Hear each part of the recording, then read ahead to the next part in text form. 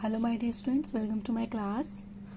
This is chapter 8 of your subject science and the topic is what are things made of. मतलब कि जो चीज़ें होती हैं वो किस चीज़ से बनी हुई होती हैं, ठीक है.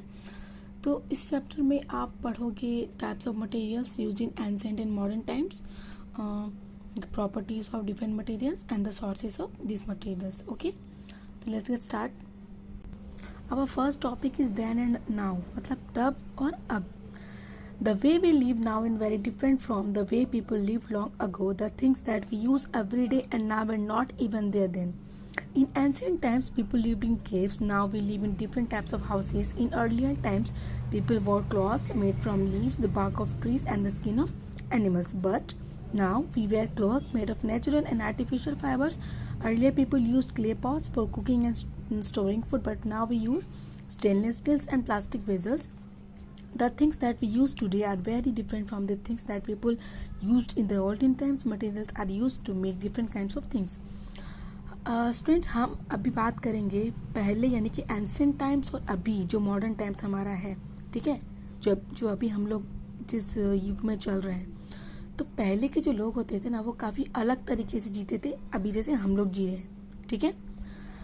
पहले क्या होता था एंशिएंट टाइम्स में, पीपल जो वहाँ के लोग थे वो गुफा वगैरह केव्स वगैरह में रहते थे. लेकिन अब जो है हम अलग अलग टाइप्स के घरों में रहते हैं. पहले के जो लोग होते थे ना, वो कपड़े जो पहनते थे वो लीव्स के होते थे या फिर ट्रीज़ के बाग यानी कि उनके छिलके का होता था, या फिर कुछ एनिमल्स के स्किन को पहनते थे. बट अभी हम लोग बहुत से नेचुरल या आर्टिफिशियल फाइबर्स के कपड़े पहनते हैं. पहले के जो लोग होते थे वो जो खाना बनाते थे वो क्ले यानी कि मिट्टी के बर्तन में बनाते थे, ठीक है. लेकिन अब हम लोग क्या करते हैं, स्टेनलेस स्टील में बनाते हैं या फिर प्लास्टिक के वेसल्स में बनाते हैं. जो चीज़ हम लोग अभी यूज़ करते हैं वो काफ़ी अलग है जो लोग पहले यानी कि गोल्डन टाइम्स में यूज़ करते थे. तो मटेरियल्स जो यूज़ होते हैं बनाने के लिए वो अलग अलग चीज़ों से मिलके बनते हैं. Okay, so our next topic is properties of materials, ठीक है. The properties of materials help us to decide the kinds of things that we can make from it. Some materials are hard and rough while others are soft.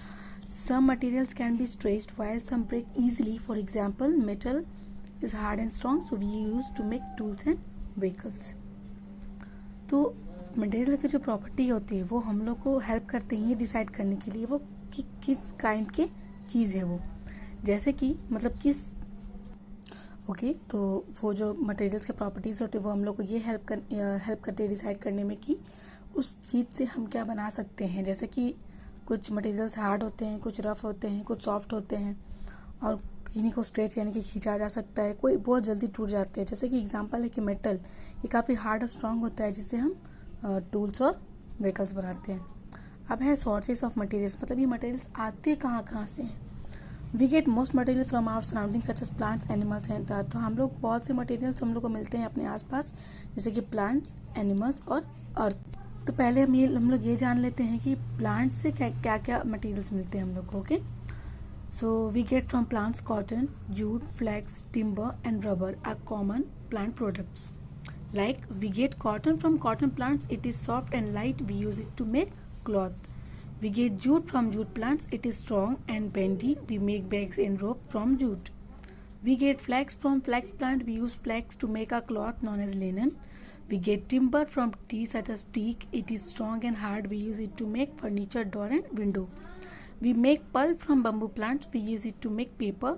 And we get rubber from rubber trees, we use to make cloths, tires and so on.